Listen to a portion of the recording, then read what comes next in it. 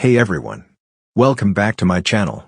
Here's your stimulus check update, news report, and stimulus package update for Sunday, January 24th.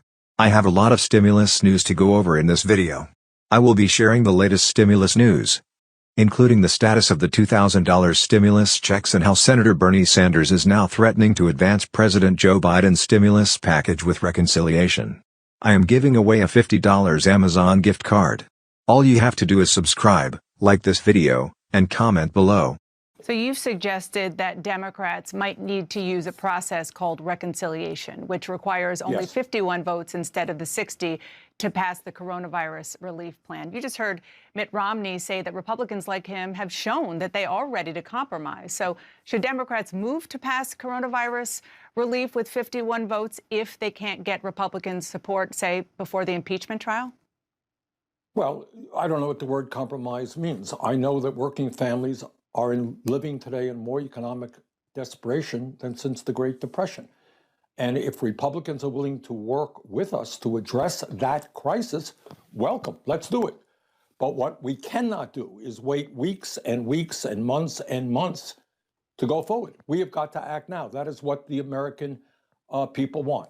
Now, as you know, reconciliation, which is a Senate rule, was used by the Republicans under Trump to pass massive tax breaks for the rich and large corporations. It was used as an attempt to repeal the Affordable Care Act. And what we are saying is, you use it for that, that's fine. We're going to use reconciliation, that is 50 votes in the Senate plus the vice president, to pass legislation desperately needed by working families in this country right now. You did it, we're going to do it, but we're going to do it to protect ordinary people, not just the rich and the powerful. And what's your timeline on that? As soon as we possibly can. Look, Donna, I know these are crazy times. We've got a new president in.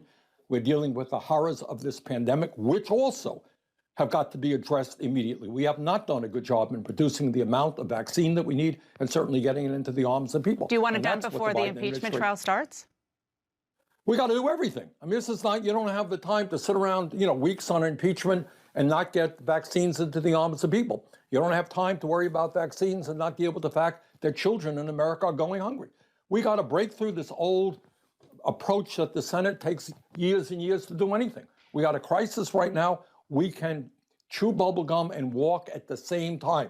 The American people are hurting, and they want us to act. That's what our candidates ran for in this election. That's what the guys in Georgia won on. And we have got to reaffirm the faith of the American people in government that we can respond to their pain. You mentioned that Republicans have used the so-called reconciliation process before, like in 2017, to try to kill Obamacare. You accused them of abusing the process back then. You said, quote, the function of reconciliation is to adjust federal spending and revenue, not to enact major changes in policy. But you alluded to this. You are the chairman of the Budget Committee, You are already talking about using this tactic for things like paid family and medical leave, for universal pre-K and childcare, for climate change, tuition-free college, eliminating student debt, and the $15 minimum wage. How is that not what you criticize Republicans for doing? Well, the devil is in the details of what we want to do and when we want to do it and when we have to do it. What we are talking about, by the way, are two separate reconciliation packages. Number one, the emergency one right now. Right. Get direct checks, get those checks into people's pockets right now so they can feed their families. And make sure that people are not evicted from their homes. Make sure that states have the funds they need to get vaccines into people's arms. That's what we've got to do right now. And then as soon as that is done, we have to rebuild this economy. Unemployment is much, much too high. Wages are much, much too low. There are structural problems that we have ignored for years. Climate change is a reality. And you're okay doing all of that through this process that you criticize Republicans for using? These are major policy changes. These are major policy changes, but the devil is in the details. And I criticize Republicans, for using reconciliation to give tax breaks to billionaires, to create a situation where large profitable corporations now pay zero in federal income taxes. Yes, I did criticize them for that. And if they want to criticize me for helping to feed children who are hungry, or senior citizens in this country who are isolated and alone and don't have enough food, they can criticize me. I think it's the appropriate step forward.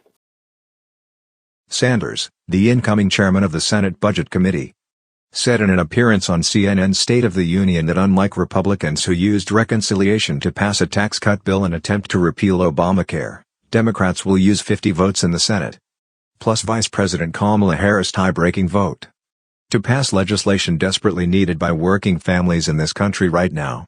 If Republicans are willing to work with us to address that crisis, welcome, let's do it. But what we cannot do is wait weeks and months to go forward. We've got to act now. That's what the American people want, Sanders told CNN anchor Dana Bash. These are major policy changes. And I criticized Republicans for using reconciliation to give tax breaks to billions to create a situation where large profitable corporations now pay zero in federal income taxes. Yes, I did criticize them for that, Sanders said. And if they wanted to criticize me for helping to feed children who are hungry, or senior citizens who are isolated and alone and don't have enough food, they can criticize me. I think it's the appropriate step forward. Sanders, a self-described democratic socialist, said the Senate must break through the old approach that it could take years to get anything done. Arguing that, we don't have time to sit around weeks on impeachment and not get vaccines into the arms of people. We can chew bubble gum and walk at the same time. The American people are hurting and they want us to act. That's what our candidates ran for in this election, Sanders said, claiming that's why Democrats narrowly won back the Senate. That's what the guys in Georgia won on, and we have got to reaffirm the faith in the American people and government that we can respond to their pain. Reconciliation provides a fast-track process to consider bills to implement the policy choices embodied in the annual congressional budget resolution.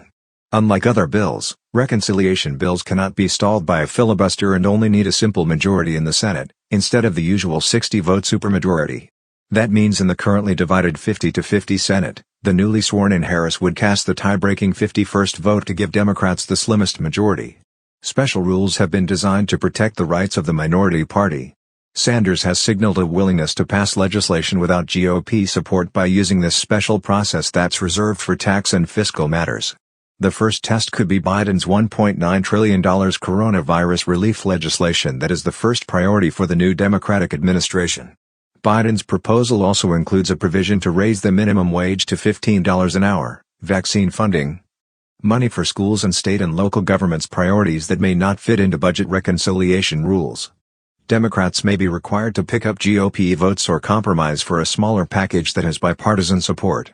During the 115th Congress, Republicans used reconciliation twice to pursue their policy goals, according to a House committee on the budget report published in October 2020. In the final months of 2017, the House and Senate approved a reconciliation measure to cut taxes mostly for the wealthy and corporations and to eliminate the penalty for not having health insurance. The Congressional Budget Office estimated at the time that the legislation would add $1.5 trillion to federal deficits over 10 years, which has been revised to $1.9 trillion. President Trump signed this legislation into law on December 22, 2017. Earlier in that same year, Republicans attempted to use reconciliation to dismantle the Affordable Care Act. The House approved a reconciliation measure to repeal major provisions of the health care law and cap federal funding for Medicaid, but the Senate failed to get the needed votes to advance a bill. I hope you found this video helpful. Make sure to subscribe, like, and comment below for more daily stimulus check updates.